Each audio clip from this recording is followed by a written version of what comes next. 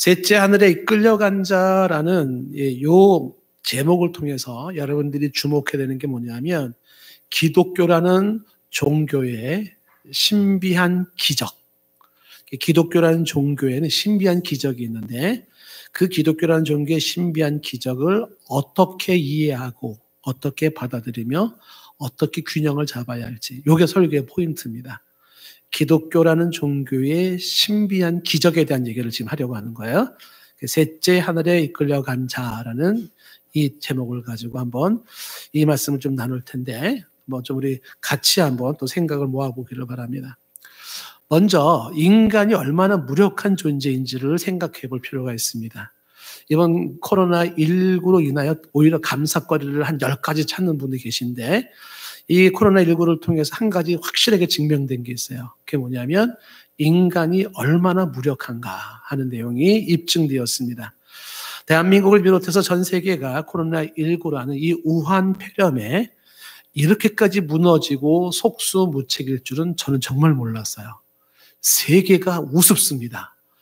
쩔쩔매는 모습이 우스워요. 그토록 자랑하던 첨단 과학은 다 어디로 간 건지, 그리고 4차 산업이 어쩌고 뭐 인공지능이 어쩌고 대단한 세계를 맞이한 것 같았는데 보니까 우습기 짝이 없는 게 현 세대의 모습이에요. 코로나 전염병 하나 앞에 쩔쩔매고 있는 세계, 이게 우리의 현실입니다. 인간의 한계를 적나라하게 드러내고 있는 것입니다. 인간의 한계. 인간이 얼마나 무능한가, 그리고 인간은 얼마나 무력한가 하는 이것부터 우리가 먼저 전제를 할 필요가 있습니다. 그래서 이런 무력한 인간, 무능한 인간에게는 특별히 하나님이 베푸시는 능력과 은혜가 더욱 필요합니다. 이 피해가, 이 코로나 피해가 얼마나 큰지 우리나라도 적지 않은 그러한 피해 속에 많은 국민들이 불안해하고 힘들어요. 제 마음속에도 야 이거 언제 끝나냐 이거 막 그래서 인터넷 찾아보기도 하고 대체 이거 언제 끝나냐 이 기약이 없게 느껴집니다. 이것으로 인한 경제적인 피해, 사회적인 혼란, 정신적인 피해는 걷잡을 수가 없게 느껴지고 대형 재난으로 가고 있는 것으로 보여집니다. 그러다 보니까 정부가 애를 쓰고 지자체가 애를 쓴다고 애를 쓰는데 그 애를 쓰는 것이 급기야 예배를 중단하라는 쪽으로 방향이 틀어지는 걸 보고서 제가 굉장히 의아했습니다. 신문 타이틀에 기사만 본다 그러면 이렇게 기사가 되어 있어요. 문 대통령 그리고 따옴표 찍었습니다. 예배 열겠다는 교회들이 많아 걱정. 문 대통령이 걱정해요. 예배 열겠다는 교회가 많아 걱정해요. 앞뒤 문장을 다 빼버리면 아 대통령은 예배 여는 거를 걱정하는 분이구나 이렇게 이해가 되어져요. 그러면서 타이틀에 서울 경기 종교 집회 금지 행정명령에 또 따옴표 적극 지지라는 기사 신문이 있었습니다. 그래서 제가 이 신문을 보면서 기사를 보면서 한동안 소위 말하면 멍 때린다 그러죠. 멘붕이 순간 왔습니다. 다수가 모이는 교회가 확산의 위험성이 크고 실제로 몇 교회에서 그런 사례가 나오니까 우려 차원에서 하는 말일 거라고 생각을 합니다. 그런데 어느 분이 냉철하게 통계를 냈는데 실제로 교회를 통한 감염은 전체 숫자에 비해서는 지극히 미미한 수치랍니다. 1%가 안 된다 그래요. 그리고 교인들의 감염도 실상은 외부에서 거의 다 감염돼 들어온다는 사실이죠. 그리고 전염병 최근에 또 하나 지금 그 이슈가 되고 있는 게 전염병 발병 초기에 발빠른 대처만 했어도 확산의 95%를 막을 수 있었다는 보고를 누가 하더라고요. 그래서 중국부터 시작해서 확산 초기에 발빠른 대처를 하지 않아서 그러고만 했어도 95% 확산을 막을 수 있었는데 그렇지 않은 그러한 나라에 대한 책임을 또 물어야 되지 않겠냐는 얘기가 있습니다. 그런데 이제는 이 확산에 대해서 예배자에게 비용 청구를 운운하고 있는 내용을 보면서 기독교를 마치 반사회적 혐오 집단으로 그리고 전염병의 원산지로 프레임을 씌우고 언론화하는 것 같아서 그리 좋아 보이지가 않습니다. 이것을 누군가가 배후에서 조장하는 자가 있지 않을까 하는 의심도 들기도 합니다.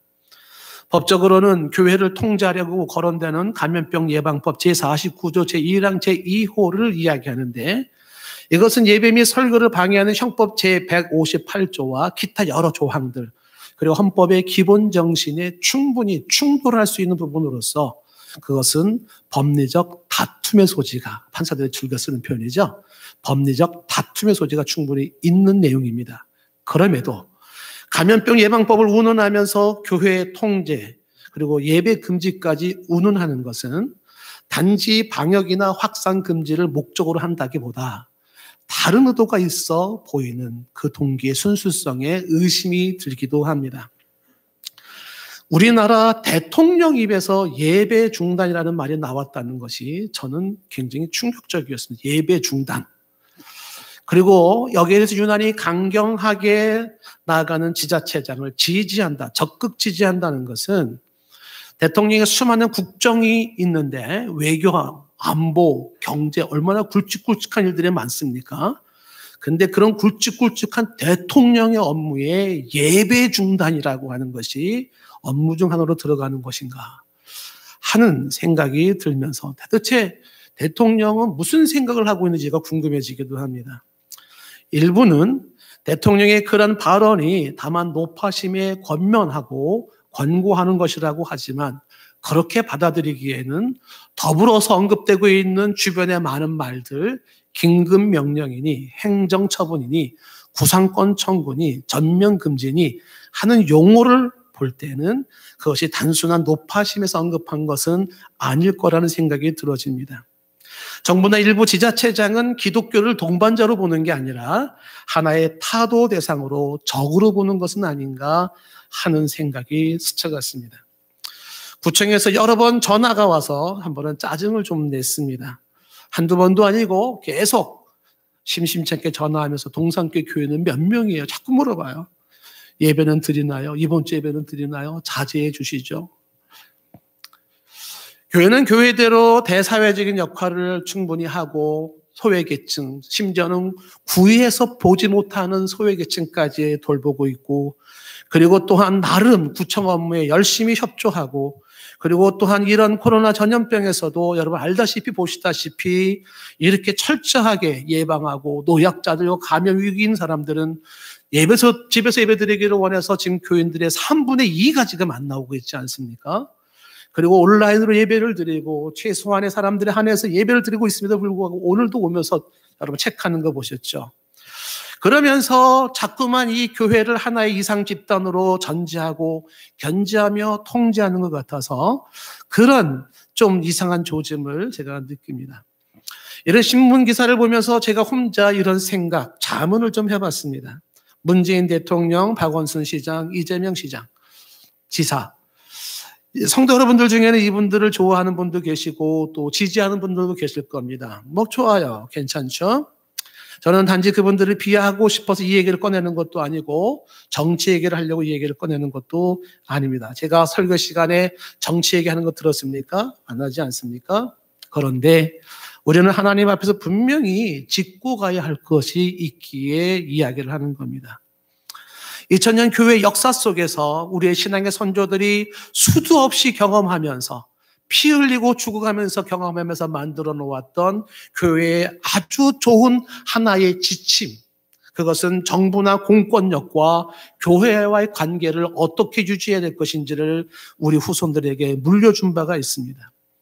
여러 어려움들이 있었었고 수많은 아픔들이 있었지만, 그러나 우리가 소위 말하는 장로교 개혁주의 입장에서 선조들이 우리에게 물려주고 우리가 꽉 붙잡고 있어야 되는 교회와 국가 혹은 공권력과 교회의 관계 속에서 이렇게 확실하게 말할 수가 있는 게 뭐냐면, 우리가 얼마든지 교회가 정부와 공권력의 힘을 합치고 협조하고 같이 가는 것이 필요한 것만은 의심의 여지가 없습니다. 그래야만 돼요. 그러나 우리 선조들이 이렇게 말했습니다. 그러나 정부나 공권력이 교회를 통제하거나 신앙과 예배를 통제하고 좌우하려 할 때에는 강력하게 저항하라는 거예요. 정부에도 저항하라는 겁니다. 제가 이거를 이렇게 굳이 이야기하는 이유는 목사의 한 사람으로서 가슴에 아리는 슬픔이 찾아왔어요. 뭐 때문에 찾아왔냐 하면, 목사님, 정부 지침대로 하는 게 좋지 않아요? 정부가 하자는 대로 하는 게 좋지 않겠습니까? 그런 얘기를 들을 때 제가 그 말을 곰곰이 씹으면서 이렇게 스스로 질문을 해봤습니다. 자, 여러분, 문재인 대통령, 박원순 시장, 이재명 지사 정부가 예배라는 것이 무엇인지 제대로 알기는 할까요? 예배가 뭔지를 제대로 알고 운운하는 걸까요? 문재인 대통령, 박원순 시장, 이재명 지사가 내 영혼을 책임져 줄까요? 문재인 대통령, 박원순 시장, 이재명 지사가 하나님의 진노를 막아줄 수 있나요? 만약에 그들이 그런다면 따라요. 그들은 보이는 세계와 보이지 않는 세계의 실체, 그리고 그 둘의 관계의 중요성을 정말 모르는 분들일까? 코로나 전염병보다 더 무서운 것이 존재하고 있다는 것을 모르는 사람들일까? 종교, 특히 기독교를 너무 모르고 있지는 않은가? 그들이 내 가족과 그리고 이 사회를 영원히 구원해 줄 수 있을까? 이들이 과연 이 민족을 책임질 수 있는 분들인가? 수도 없는 질문이 돌았어요. 만약에 그렇다면, 이 모든 질문에 그렇다면 그들의 말을 못 들을 이유가 없어요. 여러분, 그들이 여러분의 영혼을 책임져 줍니까? 그들이 하나님의 진노를 막아줄 수 있다고 합니까? 만약에 이런 질문을 그들에게 던진다면 그들에게서 돌아오는 대답은 10중 8구 겉도는 대답일 겁니다. 왜냐하면 그들에게는 영혼이니 예배니 기도니 하나님이니 심판이니 하는 용어나 개념 이해부터가 우리가 알고 있는 것과는 너무나도 멀 것이기 때문에 그렇습니다. 혹자는 이런 질문들이 그게 뭐가 그렇게 중요해? 라고 말할지 모릅니다. 이게요, 생명보다 중요하기 때문에 그래요. 제가 지금 여러분에게 이런 이야기를 하는 것은 작금의 예배를 통제, 운운하는 것에 대한 유감을 말하고 싶어서 말을 하는 것이고, 여러분들은 크리스찬의 한 사람으로서 어떠한 자세 혹은 어떠한 이해를 하고 있어야 될지, 이런 부분에 대한 것을 좀 알리기를 원해서 말씀을 드리는 것입니다. 더불어 오늘 이런 이야기를 꺼내는 또 하나의 이유는 종교의 세계를 말하고 싶어서 이 얘기를 꺼낸 겁니다. 종교의 세계.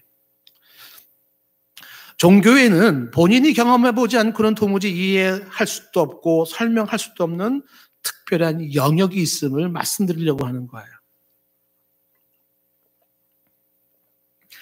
경험해보지 못한 사람들에게는 도무지 상상할 수도 없고 도무지 인정할 수도 없는 부분이 있다는 겁니다.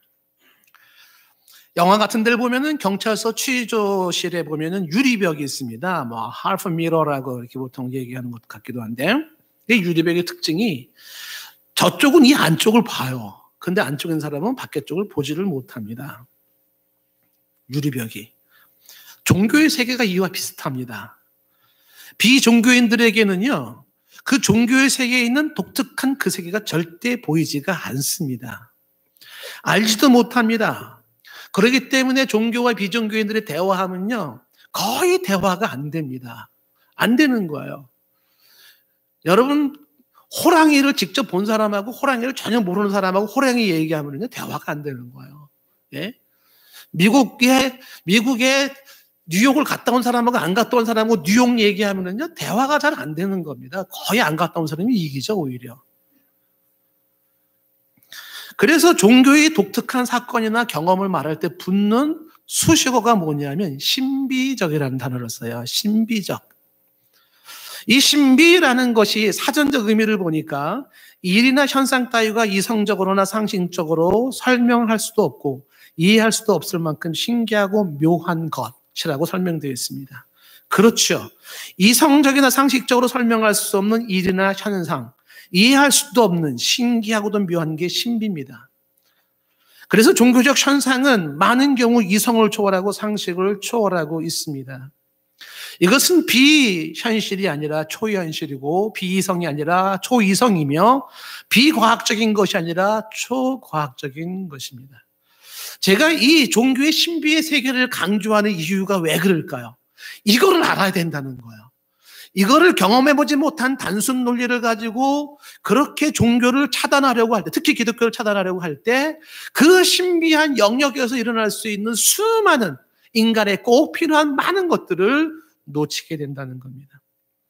제가 여러분에게 참고하기 위해서 책을 하나 가지고 왔습니다. 일찍이 여러분에게도 한번 소개한 바가 있지만은 스카펙에 쓴 아직도 가야 할 길이라는 이 책입니다. 이 책의 스카펙이라는 분은, 이 책은 뭐 미국에서 어마어마하게 팔린 책이죠. 근데 이 책의 스카펙은 제가 봤을 때는 무종교인이에요. 그리고 이분은 아주 똑부러지게 이 책에서 말하는 게 뭐냐면, 종교가 정신병리 원인이 될 수 있고, 종교 때문에 정신 이상이 생길 수도 있고, 또한 종교가 정신병도 고칠 수 있다라고 하는 종교에 대한 아주 객관적인 중립을 유지하시는 분입니다. 이분은 과학도 종교라고 말하면서 다만 과학은 회의하는 종교라고 이야기를 합니다. 그런데 제가 이분을 소개하는 이유는 크리스찬도 아니고 종교인도 아니면서 이분이 당신이 의사의 양심을 가지고 그리고 수많은 환자를 접하면서 그가 솔직한 자기의 경험담을 이야기할 때 이 책의 332페이지에 이분이 얘기하는 것은 뭐냐면 기적은 존재한다를 얘기를 하기 시작해요. 이분이. 이걸 무시할 수 없다는 거예요. 기적이 존재한다라는 이야기를 하기 시작합니다. 자, 일부를 제가 한번 좀 읽어보겠습니다. 오히려 의사들은 기적으로 치료되는 것을 부인한다. 기적으로 치료되었다는 질병이란 본래 존재했던 것도 아니고 마치 히스테리적 전환 반응 같은 상상에 의한 장애였거나 그렇지 않으면 오진이었을 뿐이라고 주장한다. 그러나 몇몇 순수한 의사와 종교적 진리를 추구하는 사람들은 그러한 현상의 본질이 환자들 안에서 자발적으로 일어나는 것을 발견했다. 그리고 그것을 분명한 정신치료의 성공 사례로 검토하기 시작했다. 계속 보세요. 15년 전 본인의 얘기입니다. 의과대학을 졸업할 때 나는 기적은 없다고 확신했다. 그러나 지금 나는 기적이 있음을 확신한다. 내 생각에 이러한 변화는 두 가지 요인이 서로 손을 잡고 작용한 결과이다. 그 첫 번째 요인은 정신과 의사로서 경험한 것들이 처음에는 아주 평범한 것처럼 보였는데 그런데 깊이 생각해 보니 환자들과 함께하며 그들과 성장을 촉진한 것은 논리적으로 설명할 수 없는 기적이라고 할 수밖에 없는 것임을 깨달았다.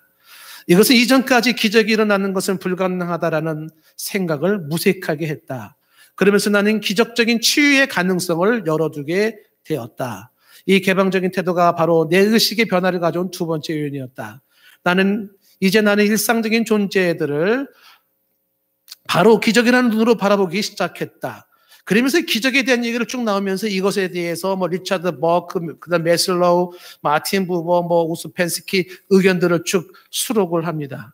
자, 그러면서 또 하나 이분이 얘기하는 게 뭐냐면 이런 기적을 얘기하면서 일상에서 일어나는 매 순간의 이 사건들, 기적들을 보면서 동시에 이분이 얘기하는 게 뭐냐면 은총이라는 게 있다는 거예요. 은총이라는 게 있다. 그 은총이라는 것을 이분이 뒤에 가서 챕터 하나를 가지고 은총에 대한 얘기를 써버립니다. 그 은총이라는 것이 한마디로 이분이 얘기하는 은총이 뭐냐면 이분 얘기가 이렇게 돼요. 정리를 하면은 은총이라고 하는 이것은 인간의 의식 밖에 강력한 힘, 인간의 의식 밖에 역사하는 강력한 힘이 은총이라는 거예요. 이분은 그게 뭔지 몰라요. 우리가 흔히 얘기하는 그것이 하나님의 역사야, 하나님의 흔적이야 라고 우리는 말하지만 이분은 그게 뭔지는 모르는데 분명한 사실은 인간의 의식 밖에 존재하는 강력한 힘이 있다는 겁니다. 그것을 이분이 예를 들어서 이렇게 얘기를 합니다. 자신이 9살 됐을 때에 책가방을 들고 학교에서 돌아오던 나는 신호등이 바뀌는 순간 눈길에 미끄러져 넘어졌다. 그 순간 달려오던 차가 급정거했다. 내 머리는 앞 범퍼 아래, 몸뚱이는 양 바퀴 사이에 차체 밑에 들어갔다. 나는 너무 놀랐고 당황한 나머지 벌떡 일어나 차 밑에서 빠져나와 집으로 갔다. 그러나 놀랍게도 다친 곳은 없었다. 이것만으로 본다면 이 사고는 대단할 것이 없다. 혹자는 내가 운이 좋았다고 생각할 것이다. 그러나 다른 경우와 비교해보자. 걷거나 자전거를 타고 가다가 차에 살짝 부딪혔을 때, 차를 몰고 가다가 어둠 속에서 보행자나 자전거 탄 사람을 칠 뻔했을 때, 브레이크를 밟았는데 앞차와의 불과 1, 2인치 뒤에서 멎었을 때, 넘어져서 나무에 부딪힐 뻔했을 때, 창문 밖으로 떨어질 뻔했을 때, 누가 골프채를 휘둘렀을 때, 머리카락을 살짝 스치고 지나갔을 때 등등. 이것은 무슨 뜻인가? 나는 무슨 행운의 별 아래 태어난 것일까? 여러분도 삶을 한번 돌아보기를 바란다. 대부분의 사람들은 자기 삶에서 재난이 반복적으로 스쳐 지나가고 있으며 실제로 일어난 사고보다 일어날 뻔한 사고의 수가 훨씬 많다는 것을 발견할 것이다. 더 나아가 이러한 생존 방식 또는 사고에 대한 방어 능력은 개인의 의식적인 판단 결과가 아님을 깨닫게 되리라고 확신한다. 개인의 의식적인 판단 결과가 아니라는 것을 깨닫게 된다는 거죠. 이것은 우리 모두가 행운의 별 아래에 살고 있다는 뜻일까? 앞서 인용한 성가의 한 구절, 어떤 성가가 이분을 인용하는 거예요. 이토록 멀리까지 나를 고이 인도하신 은총이 정말로 존재하기 때문일까? 은총이 존재해서 그런 것은 아닐까?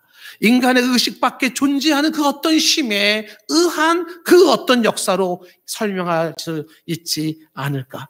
이런 얘기를 하는 거예요. 그러면서 이분이 이 얘기 속에서 더불어 얘기하는 게 뭐냐면, 이 은총이라고 하는 것이, 자 보세요. 그것은 인간의 의식세계 밖에서 생겨난 인간의 영적 성장을 돕는 강력한 힘이다. 과학적 연구 방법에 의거하여 전염병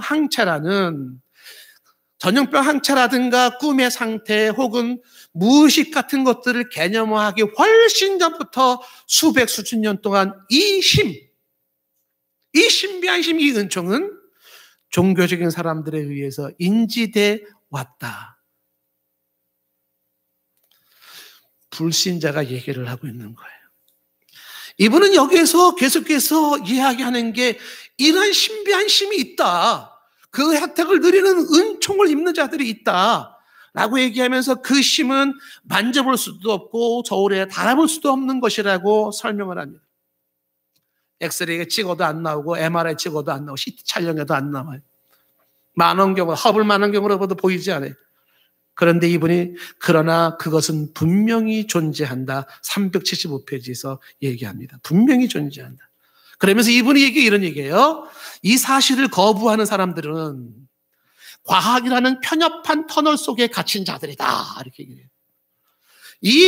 우리의 이성 밖에, 상식 밖에, 이 밖에 존재하고 있는 이 신비한 능력, 이거를 인정할 수 없는 사람들이라면 과학이라는 터널 속에 갇혀 있는 자들이라고 말해요. 저는 이분 책을 보면서 신학적으로 저는 이분이 범신론자라는 생각을 저는 가졌습니다. 그런데 제가 이분의 신학을 지금 논하려고 하는 것이 아니라 한 사람이 인생을 연구하고 환자를 치료하고 과학을 연구하는 사람의 입에서 그는 솔직하게 얘기하는 것이 기적은 존재한다, 부인할 수 없다는 것이고 그 기적은 신비한 기적이며 과학을 뛰어넘는 기적이라는 걸 이야기하고 그 보이지 않는 그 어떤 힘에 의한 능력이라고 이야기를 하고 그 혜택을 누리는 사람을 은총을 입은 사람이라고 설명을 하는 겁니다. 만약에 여러분들이 여기에 동의가 되어진다면 종교를 무시하면 안 돼요. 이성과 과학이라는 틀로 종교를 제한하면 안 됩니다. 왜요? 그 이면에 이 신비한 눈에 보이는 것 코로나 하나로 세계가 쩔쩔매는 이 인간의 무능함, 이건 비교가 안 될 만큼 더 어마어마한 세계와 역사들이 존재할 수 있다는 걸 인정할 수 없다는 게 얼마나 고립다분하고 답답한 인생일까 하는 것이죠. 오늘 사도 바울이 종교적 신비체험을 했는데 그가 체험한 것이 무엇이고 그 특징이 뭔지 우리는 이제 이 신비체험을 통해서 우리는 이 종교의 기독교의 신비체험에 대해서 어떻게 이해하고 어떤 자세를 가져야 할지를 한번 정리를 좀 하려고 하는 것입니다. 오늘 1절 말씀에 보니까 그 신비체험을 얘기할 때 먼저 언급하는 것이 무익하나마 내가 보득불 자랑한다라고 얘기를 하고 있죠. 종교적 신비체험, 특히 기독교 종교적 신비체험은 무익하고 부득이한 자랑이라는 얘기를 합니다. 이게 무슨 얘기냐면 종교적 신비체험이라는 건 분명히 있고 그의 신비한 역사를 통하여 하나님을 인정할 수 있고 신의 세계를 인정할 수 있는데 그 신비체험은 절대적으로 그거를 붙잡고 살 만한 것은 아니라는 거예요. 그것은 필요하긴 하지만 그것은 부득이한 자랑일 거라고 얘기를 합니다. 다시 말하면 신앙에 도움이 될 수는 있지만 이 신비체험보다 더 중요한 것이 있는데 그것이 그리스도의 복음, 그리스도의 진리라는 것을 알고 있기 때문에 그런 겁니다. 종교적 신비체험은 그리스도의 진리를 대신할 수가 없기에 이 신비가 하나님과 성경과 기독교와 수많은 이 종교에 대해서 마음의 문을 열게 하는 것이지만 그렇다고 그것이 십자가에서 피 흘리시고 우리를 죄와 사망에서 건지시고 저주받은 내 영혼을 구원해주는 그 예수 그리스도의 십자가 사건을 대신할 수는 없기에 그래서 이것은 그런 면에선 무익하고 그리고 부득이한 자랑이라고 이야기하는 것입니다. 두 번째, 이 신비체험을 얘기할 때는 이 부득이한 자랑이라고 얘기하면서 그가 체험한 건 환상과 계시라고 얘기를 하고 있습니다.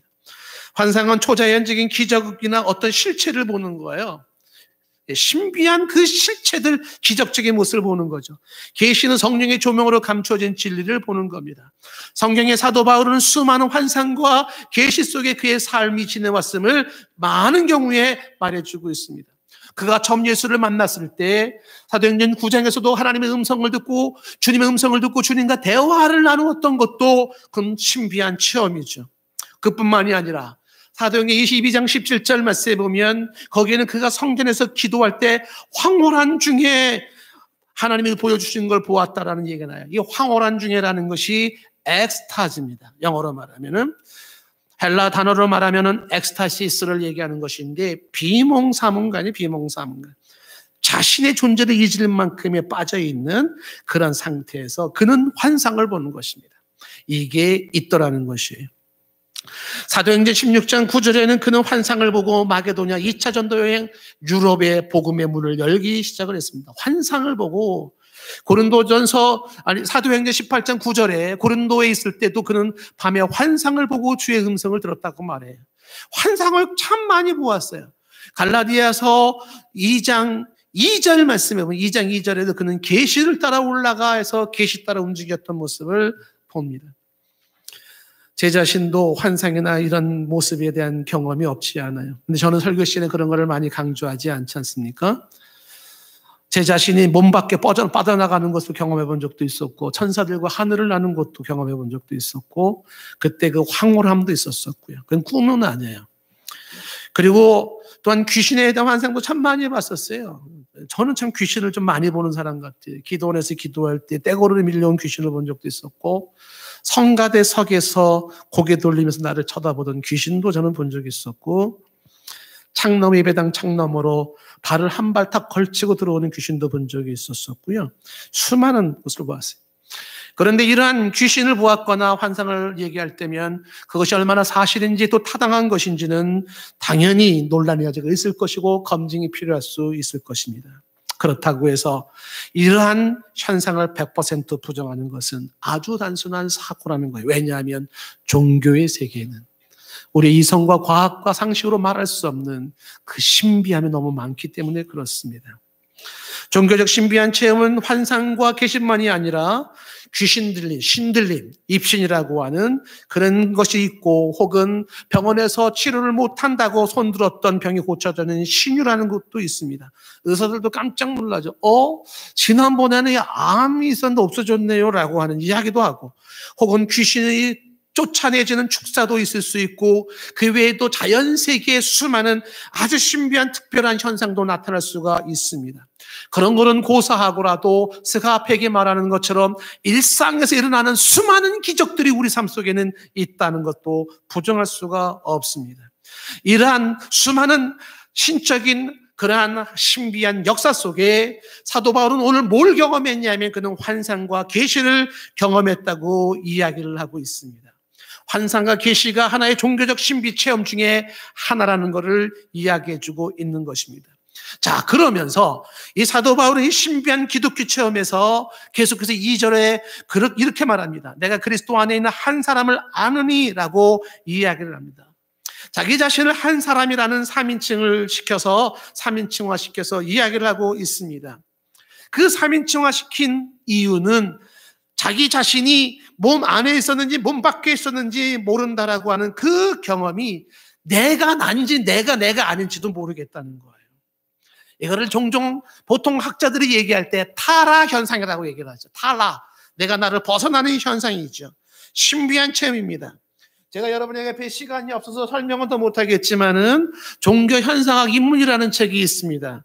이 책에서도 게라르두스 반델 레우 책이라는 종교 현상에서도 이분의 책 내용을 제가 읽지 않겠지만 내용이 뭐냐 하면 이런 종교적 현상에 사로잡힌 사람들이 너무 많다는 거예요.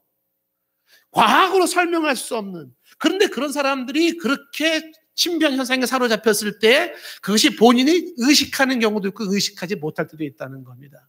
고대 게르만족의 웅전사라고 하는 이런 사람들은 싸울 때에 타라 상태에 빠져서 광기 속에 적군을 물리치고 타라 상태에서 광기 속에 적군을 물리치고 그리고 난 다음에 돌아와서 본래 자신으로 돌아오는 사례고 있었다는 거예요. 종교 현상학에서 얘기하는 건 뭐냐 하면 이미 눈앞에 보이는 거를 과학이나 이성으로 접근하지 말고 있는 그대로를 인정하고 난 다음에 과학을 얘기하고 이성을 얘기하라는 거예요. 접근 방법이 달라요. 눈앞에 누가 붕 떴어요. 그냥 그러면 뜬 자체를 일단 인정하라는 겁니다. 과학이라는 거 이성이라는 사고를 가지고서 말도 안 돼. 그건 잘못됐어. 이렇게 말하지 말라는 거예요. 현상을 부정하지 마라. 일단 있는 거 있는 자체를 인정하라. 그래서 여기 보면 게르만족뿐만 아니라 수많은 사람들의 타라 상태에서 일어난 일들을 설명을 하고 있습니다. 이들은 삶이 넓어지고 확장되며 모든 경계가 사라지는 현상이고 사람이 공중에 붕 떠서 모든 중력이 사라지는 느낌을 받고 일종의 진공 상태 같은 느낌도 갖게 되고 이것은 어떤 충만한 상태를 유지하며 열광 속에 혹은 신의 충만으로 나타나는 현상으로 상응하기도 하고 이런 종교적 현상은 정신병과 확실하게 구별시킨다라고 이야기를 합니다. 수많은 종교를 제가 신비한 능력을 강조하는 것은 누가 종교를 우습게 봐요? 특히 누가 기독교를 우습게 보고 있어요? 아마 그럴 거예요. 야, 하나님 믿으려면 주먹을 믿어라. 야, 하나님 믿으려고 하면 야, 그냥 막 비우는 사람이 있을 겁니다. 그랬던 과학자들, 그랬던 무신론자들이 당신의 사랑하는 딸이 병으로 죽어가니까 무릎 꿇고 벌벌 떨면서 울어요. 살려달라고. 누가 무신론자입니까? 누가 무종교인입니까? 어느 순간에는 벌벌 떨면서 신이여 한 번만 살려주시면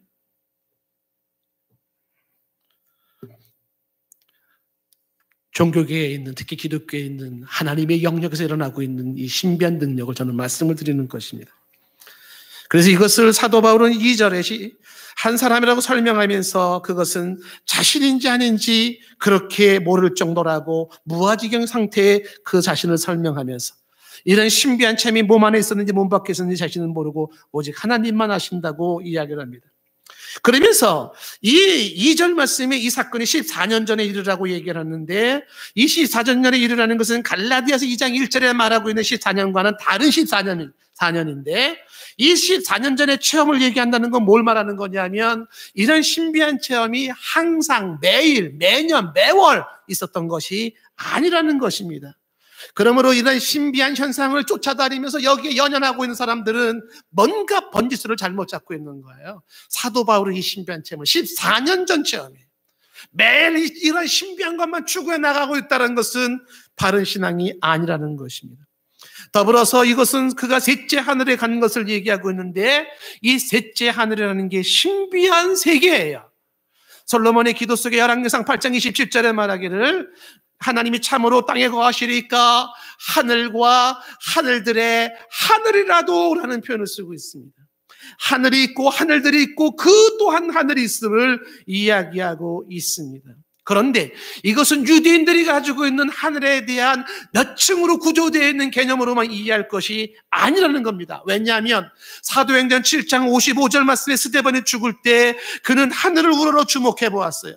근데 하나님의 영광과 및 하나님께서 예수께서 하나님 우편에 서신 것을 보고 56절 말씀에 말하죠. 보라 하늘이 열리고 인자가 하나님 우편에 서신 것을 보노라라고 이야기를 합니다.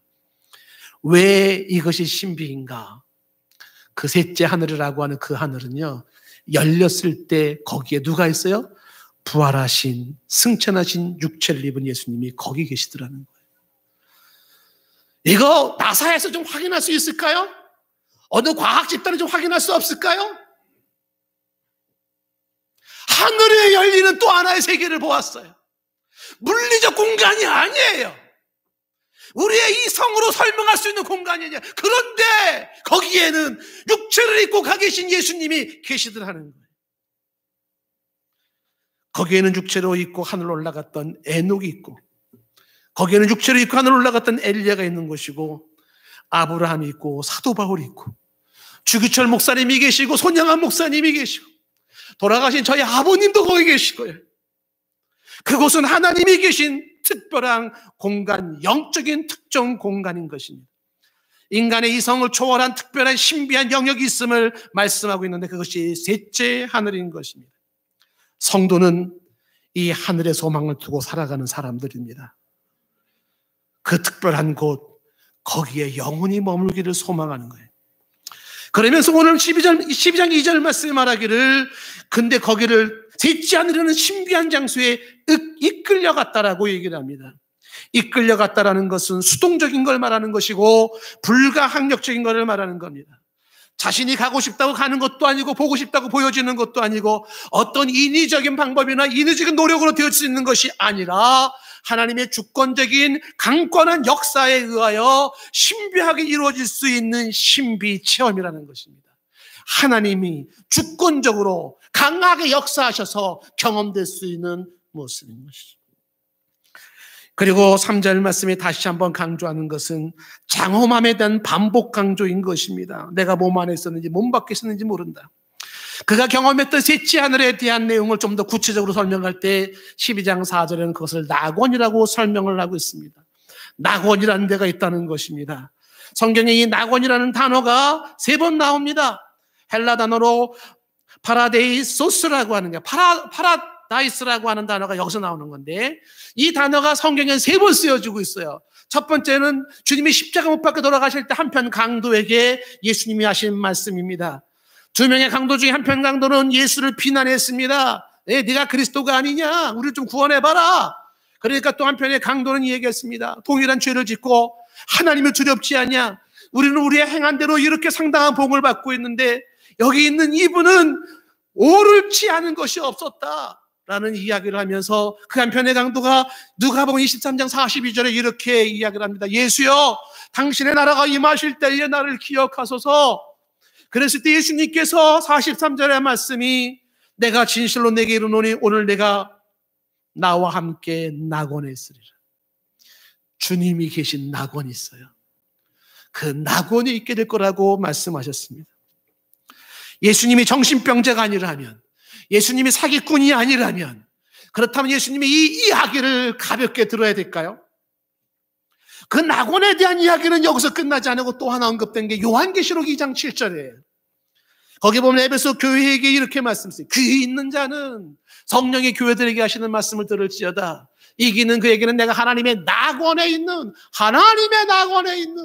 생명나무의 열매를 주어 먹게 하리라고 말씀하고 있습니다. 그리고 또 한 번 얘기가 오늘 고린도후서 12장 4절에 낙원 얘기가 나오는데, 이 낙원을 이끌려가는 곳이라고 신비한 얘기를 하고 있으면서, 그러면서 여기에 이 낙원을 설명하기를 뭐라고 설명하냐면 말로 표현할 수 없는 말을 들었으니라고 표현합니다. 여러분, 말로 표현할 수 없는 말이라는 게 뭡니까? 모순형용법이라 해요. 모순형용법. 그러니까 말로 안 되는 말이에요. 말이 안 되는 말이에요.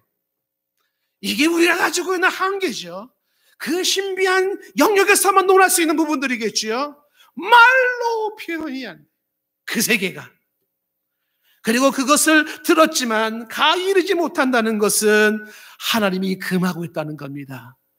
허락되지 않았기 때문에 말할 수가 없다고 이야기를 하고 있습니다. 신비한 말로 형용할 수 없는 그 세계가 있습니다. 오늘 5절 말씀에 이렇게 말하고 있죠. 내가 어떤 사람을 위하여 자랑하겠다라는 것은, 이것은 이 영적인 신비한 체험은 자랑거리입니다. 정말 놀라운 자랑거리죠. 그러면서도 또 나를 위해서는 이라고 하는 인간적인 자기 자신을 봐서는 나는 약한 것들을 위해 자랑할 것이 없다고 얘기를 하면서, 이 약한 것들을 위해 자랑할 것이 없다는 것 지난주 설교 말씀 아닙니까? 고린도서 11장 30절에 말씀한 것처럼 자신의 그 약한 것을 자랑한다고 말하지 않았어요? 그 약한 게 뭐였습니까? 그리스도를 위한 고난의 삶, 험난한 인생이에요. 수도 없이 매맞고 고생하고 줄이고 목말랐던 그의 삶, 예수를 인한 나의 삶의 상처와 흔적들을, 그거를 자랑한다고 이야기했지 않습니까? 신비한 체험을 한 것도 자랑이지만, 그러나 또 하나의 진정한 자랑은 주 예수를 위해 내가 약한 자가 되고 광주리에 대롱대롱 매달려 있었던 예수를 위해 창피당했던 그것이 자랑이라고 얘기를 해요. 그러면서 오늘 이야기를 6절에서 이렇게 마무리를 짓습니다. 내가 만일 자랑하고자 하여도 어리석은 자가 되지 않을 것은 내가 참말을 함이라. 그러나 누가 나를 보는 바와 내게 듣는 바에 지나치게 생각할까 봐 두려워서 그만두겠다고 얘기를 합니다. 그만두겠다. 나를 지나치게 생각할까 봐, 나를 우상화시킬까 봐, 나에게 집중할까 봐, 예수 집중해야 되고 십자가 집중해야 되고 그 피의 그 보혈의 능력에 집중해야 되는데, 오 사도 바울 저 사람은 귀신을 쫓아냈대, 오 저 사람은 기적을 행한대, 오 저 사람 천국 갔다 왔대, 여기에 집중할까 봐 그만두겠다고 얘기를 하고 있는 것이죠. 신비한 체험을 부정할 수 없음에도 그러나 거기에 연연하지 아니한 사도 바울의 모습을 주목해 보는 것입니다. 오늘 말씀을 정리를 합니다. 우리는 코로나19로 말미암아 힘들어한 상황에 있습니다. 전염병 하나에도 쩔쩔매는 인간 정부입니다. 인간은 자신의 무능함과 자신의 한계를 하나님 앞에서 인정해야 합니다. 내가 얼마나 무능하고 내가 얼마나 무지하며 내가 얼마나 무력한 존재인지를 겸허하게 하나님 앞에 무릎을 꿇는 것이 인간의 도리입니다. 그리고 이러한 때일수록, 이런 어려운 상황일수록 우리는 우리가 할 수 있는 최선을 다한 예방수칙을 지키고 안전을 지켜야 하겠지만, 더불어서 하나님 예배를 중단할 것을 논할 것이 아니라 어떻게 하나님을 더 잘 예배할 것인지를 논해야 한다는 사실입니다. 그리하여 하나님이 베푸시는 신비한 그 은혜와 능력을 받아야 하기 때문에 그렇습니다. 스카펙이 말한 것처럼 기적은 존재하고 은총은 존재하기 때문에 그렇습니다. 종교적 체험을 통하여 살아계신 하나님을 인정하고 하나님의 능력을 인정하면서도 그것이 우리가 목맬 것이 아니라, 그것만 의존할 것이 아니라 그것보다 더 중요한 예수 그리스도의 십자가의 사건의 그 의미와 가치에 눈을 뜨는 것입니다. 예수가 그리스도라는 이 진리, 이 복음에 눈을 뜨는 것은 그 어떤 신비도 대신할 수가 없는 것이기 때문에 그렇습니다. 셋째 하늘 낙원도 신비입니다. 하나님이 계신 곳, 그것은 영적인 공간으로서 우리 모두가 사모할, 말로 표현할 수 없는 곳이 존재한다는 사실을 성경을 통해서 확인받는 것입니다. 저는 시간만 낸다 그러면 오늘 시간을 길게 잡아서라도 더 많은 설교를 하고 싶은 사람입니다. 신비한 기독교의 역사를 앞두고 지금까지 역사 속에 기독교와 신학이라고 하는 세계 속에서는 세계의 분파, 부분적인 이해로 치우쳤던 것을 먼저 간단하게 짚고 싶습니다. 한 사람은 종교를 하나의 철학으로만 이해하는 입장입니다. 종교가 철학이고, 종교도 학문이고, 종교도 하나의 이론이고, 종교도 하나의 정신적 영역의 하나라고 입장을 가지고 있었던 대표적인 인물이 헤겔입니다. 종교의 철학화, 종교를 철학화시킨다고 할 때 과연 이것은 종교를 제대로 이해하는 것일까? 아닙니다. 그리고 또 하나의 반대 입장은 종교를 하나의 신비로만 이해하는 입장입니다. 종교의 신비 영역에만 집중하였던 대표적인 인물이 슐라이르마허입니다. 종교의 신비주의, 과연 이것이 맞을까? 부분적인 인정이지만 바른 균형은 아닙니다. 그리고 또 하나의 이 종교를 향하여서 입장을 가졌던 하나의 입장은 종교를 하나의 윤리로만 이해했던 입장입니다. 종교도 윤리다, 도덕이다, 이걸 강조했던 입장, 종교의 윤리와 임마누엘 칸트가 가졌던 입장입니다. 이 세 개의 입장을 대표적으로 논했을 때 이것은 종교를 부분적으로 이해하는 것이지 온전한 균형 있는 모습으로 보는 것이 아닙니다. 기독교는 신비한 종교인 이 기독교는 대단히 철학적이면서 이성적이고, 그러면서도 대단히 신비적이어서 이성과 철학을 능가하고, 그러면서도 대단히 윤리적이어서 엄격한 도덕률을 가지고 있다는 사실입니다. 저는 부디 우리 민족, 우리 동포들이 기독교를, 이 종교를 부정하거나 과소평가하거나 오해하거나 부분적으로 이해한 나머지 소중한 하나님의 능력과 은총을 잃지 않기를 바라는 것입니다. 더불어 종교적 신비주의에 빠져 있어서 종교의 그 철학과 이성과 심오함과 윤리까지 잃어버리는 일이 없기를 바라는 것입니다. 이 종교에 대한 바른 생각을 문재인 대통령이 가져준다면 얼마나 좋을까? 이 생각을 박원순 시장이 가지면 얼마나 좋을까? 이 생각을 이재명 지사가 가지면 얼마나 좋을까? 지금은 예배를 단속해야 할 때? 과연 그런가요? 제가 지금까지 했던 모든 이야기를 저는 한마디로 농축한다면 이렇게 결론을 지을 수가 있습니다. 셋째 하늘에 이끌려 갔던 사람. 이 한마디의 대화 속에 그런 체험을 갖고 그럼에도 그런 균형을 유지했던 이 셋째 하늘을 갔다 왔던 사람이 또한 우리이기를 원합니다.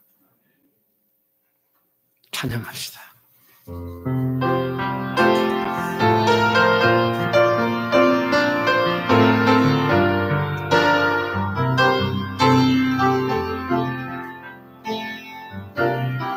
세상 흔들리고 사람들은 변하여도 나는 주를 섬기리. 주님의 사랑이 영원히 변하지 않네. 나는 주를 신뢰해. 세상 흔들리고 사람들은 변하여도 나는 주를 섬기리. 주님의 사랑은 영원히 변하지 않네. 나는 주를 신뢰해. 오직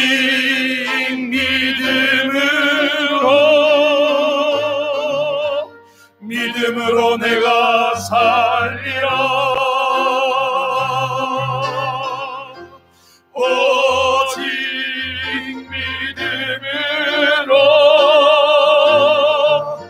믿음으로 내가 살리라. 믿음 흔들리고 사람들 주를 떠나도 나는 주를 섬기리. 주님의 나라는 영원히 쇠하지 않네. 나는 주를 신뢰해. 믿음 흔들리고 사람들 주를 떠나도 나는 주를 섬기리. 주님의 나라는 영원히 쇠하지 않네. 나는 주를 신뢰해. 오직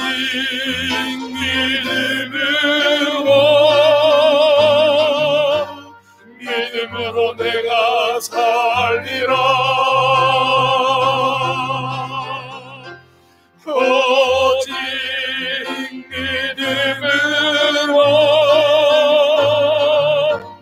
믿음으로 내가 살리라.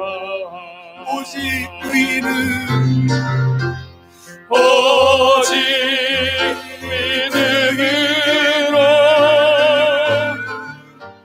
믿음으로 말미암아 살리라.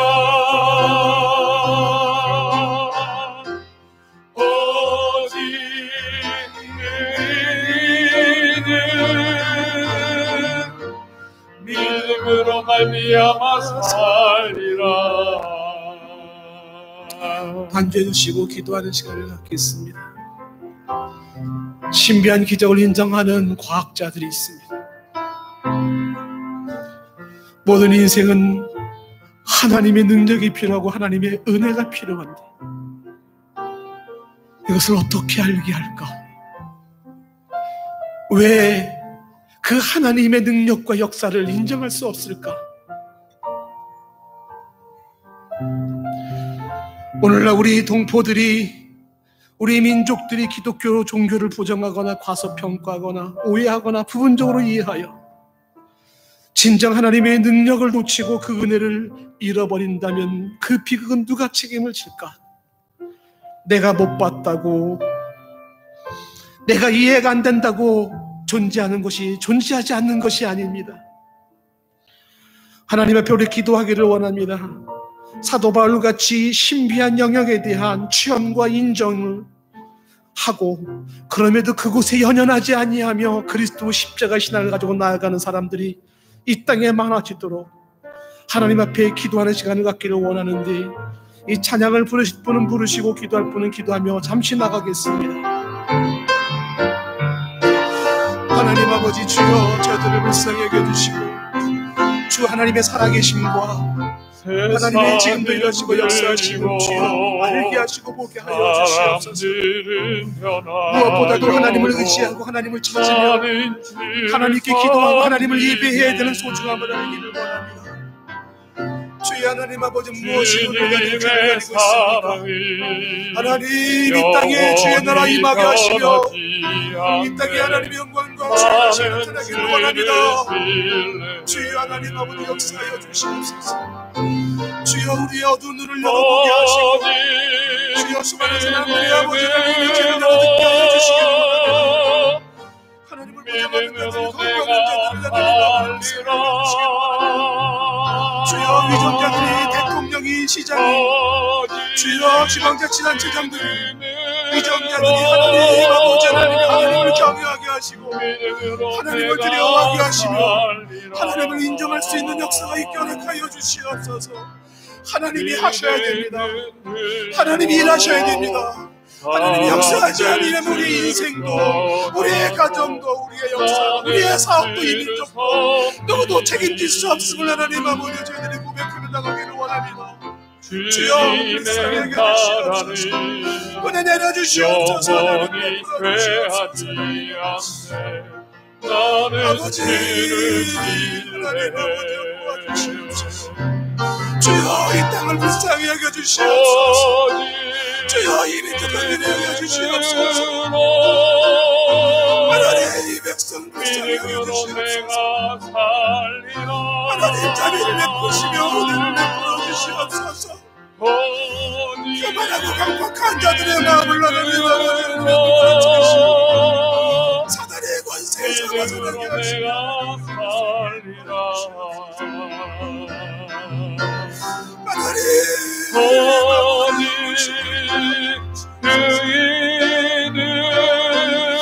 주여 이 민족을 불쌍히 여기시옵소서. 이 백성을 이달을 불쌍히 여기시옵소서. 하나님 아버지 도우시옵소서. 하나님 믿음으로 말미암아 살리라. 하나님 아버지 하나님 주여 이 많은 것을 보기를 원합니다. 하나님 아버지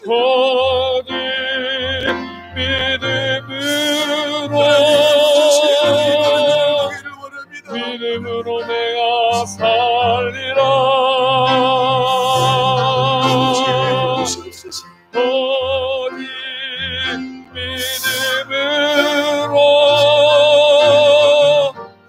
믿음으로 말미암아 살리라.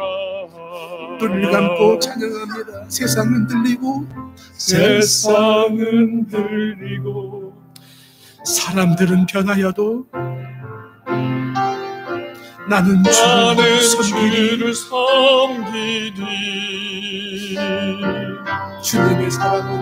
주님의 사랑은 영원히 변하지 않네. 나는 주를 신뢰해. 믿음 흔들리고 사람들 주를 떠나도 나는 주를 섬기리. 주님의 나라는 영원히 쇠하지 않네. 나는 주를 신뢰해. 오직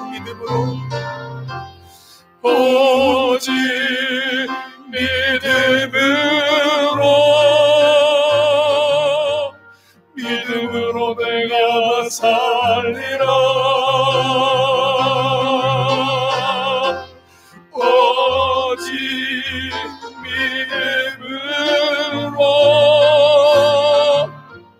믿음으로 내가 살리라. 오직 의인은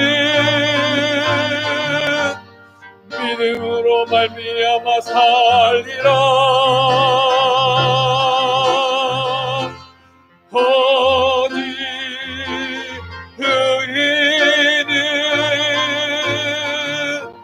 믿음으로 말미암아 살리라.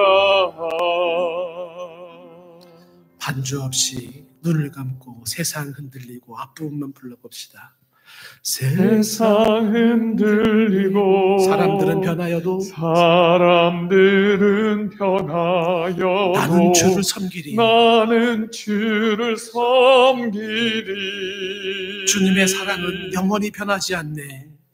주님의 사랑은 영원히 변하지 나는 주를 않네. 신뢰해. 나는 주를 신뢰해.